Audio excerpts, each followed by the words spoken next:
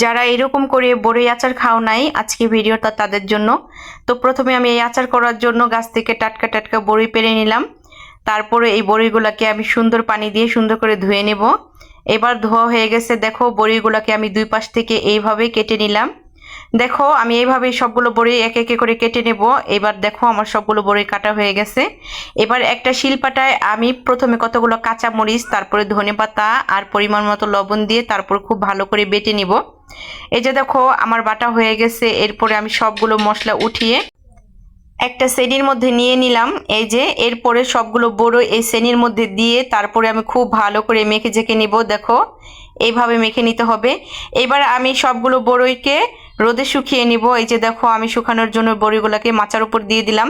এইভাবে করে আমি সারাদিন রোদে শুকিয়ে এই যে দেখো একটা বয়ামের মধ্যে সুন্দর করে ভরে দিতেছি। দেখো এই বড়ই আচারটা খেতে কিন্তু ভীষণ মজা লাগে, তোমরা এইভাবে ট্রাই করবে।